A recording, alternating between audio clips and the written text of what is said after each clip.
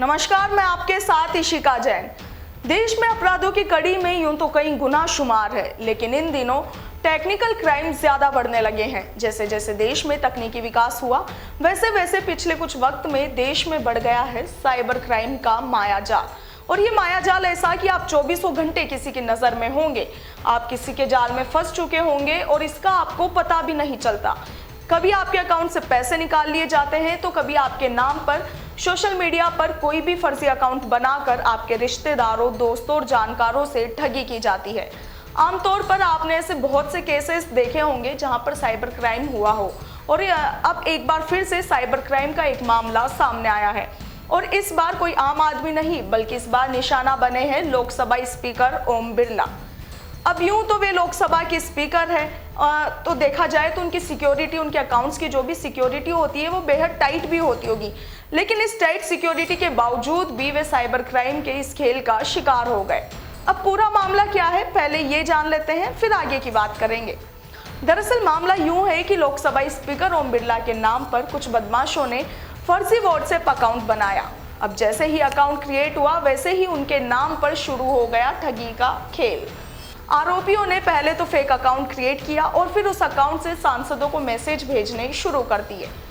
बता दें कि इस बारे में ओम बिरला के ही ऑफिस से जानकारी दी गई है।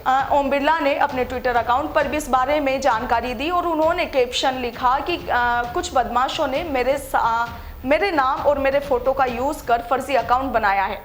फर्जी अकाउंट के जरिए सांसदों को मैसेज भेज रहे हैं। संबंधित अधिकारियों को इस मामले की सूचना दी गई है।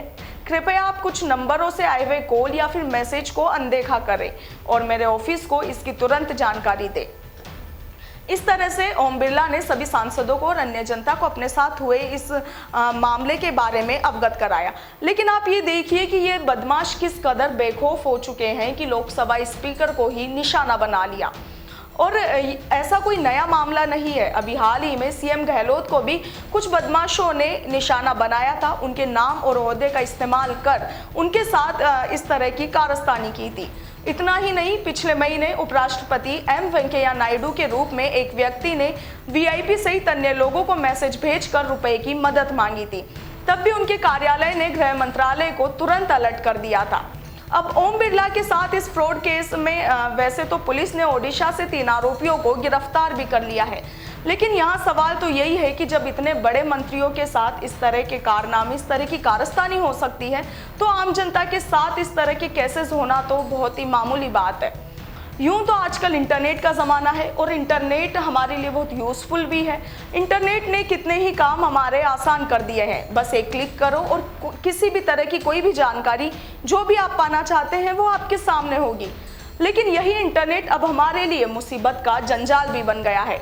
सोशल मीडिया के द्वारा होने वाले इन फ्रॉड केसेस को देखकर क्या माना जाए कि क्या सोशल मीडिया पर सख्त कानून नहीं होने के कारण इस तरह के अपराधों को बढ़ावा मिला है, या फिर प्रशासन की ही लापरवाही से ये सब लगातार हो रहा है। सवाल थोड़ा टेढ़ा जरूर है, लेकिन सच्चाई भी है। आजकल न जाने कितने ऑनलाइन फ्रॉड के केसेस सामने आ रहे हैं, लेकिन इन पर सख्ती से कार्रवाई नहीं की जा सकती। मतलब कि इन पर प्रशासन की तरफ से सख्ती से कार्रवाई नहीं की जाती। और इसके नतीजे तो अब आपके सामने ही है, जहां पर ओम बिरला, अशोक गहलोत जैसे लोग भी इनकी चपेट में आ चुके हैं। जब इतने बड़े मंत्रियों के साथ ही इस तरह के केसेस हो सकते हैं, इस तरह के मामले हो सकते हैं, तो आम जनता के साथ तो ये सब होना बहुत ही मामूली बात है। इसलिए आप भी इस तरह के केसेस से, इस तरह के फ्रॉड से बचे, सावधान रहे और सतर्क रहे। अभी के लिए इतना ही। नमस्कार।